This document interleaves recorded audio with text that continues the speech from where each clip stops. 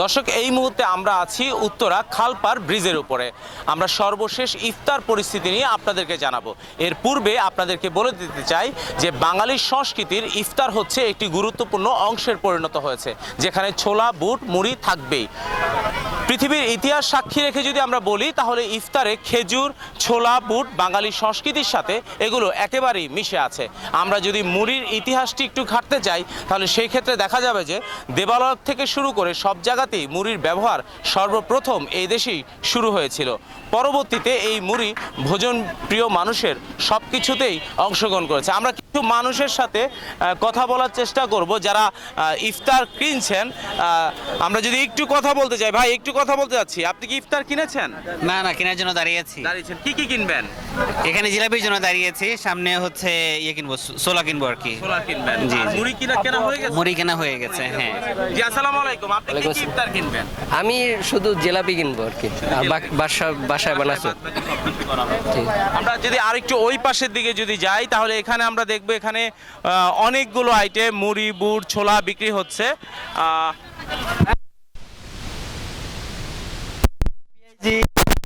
আলুর চপ, তারপরে বেগুনের চপ, সবই। বাসা সবার জন্য নিয়েছেন? জি জি। জি জি। আচ্ছা, আর কি কি কিনবেন? আরো ফলমল কিনে রাখবো, ইটি সবজি। ভাই আপনি কিছু কিনেছেন? ভাই একসাথে এসে কিনতেছে একসাথে। জি। ভাইয়া আপনি কি কিনছেন? জি, অনেক কিছুই কিনছি, ফল টল। অনেক কিছু কিনেছেন। আপনার ব্যাগটা একটু তোলেন তো। অনেক ফল টল অনেক কিছু কিনেছেন। এগুলো কি সব বাসার জন্য? জি জি, অবশ্যই। বাসায় আসলে সবাই রোজা তো, এই জন্য।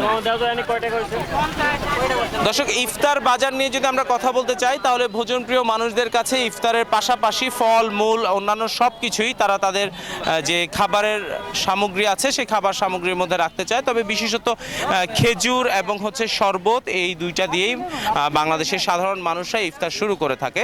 এবং মুড়ি এবং বুট ছোলা এগুলা হচ্ছে বাংলাদেশের মানুষের কাছে খুবই প্রিয় ইফতারের একটি খাদ্য। এবং আমরা যদি পুরো দেশের চিত্রটা যদি তুলতে চাই, তাহলে সেই ক্ষেত্রে আমরা বলতে পারি যে বাঙালি সংস্কৃতির একটি অংশ হচ্ছে ইফতার। এবং এই ইফতারকে কেন্দ্র করে মৌসুমি কিছু ব্যবসায়ী বিভিন্ন স্থানে দোকানপাট দিয়ে থাকেন। এবং আমরা আজকে সারাদিন বেশ কিছু বড় বড় প্রতিষ্ঠানের সাথে কথা বলেছি। সেই ক্ষেত্রে তারা আমাদেরকে যে জানিয়েছে, মৌসুমি ব্যবসায়ীদের কারণে তাদের অর্থনৈতিক কিছুটা ক্ষতি বা মন্দাভাব হয়, তারপরও তারা মৌসুমি ব্যবসায়ীদেরকে কোনো প্রকার প্রভাব বিস্তার করে না। কারণ মৌসুমি এই ইফতার বিক্রি কেন্দ্র করে যে ব্যবসায়ীরা মাঠে নামে, সেগুলা আসলে প্রত্যেকটা স্থানে এবং পাড়া মহল্লায় এত বেশি থাকে যে প্রত্যেকেই খুব সহজে ইফতারগুলো সংগ্রহ করতে পারে। এই ছিল সর্বশেষ আমার কাছে।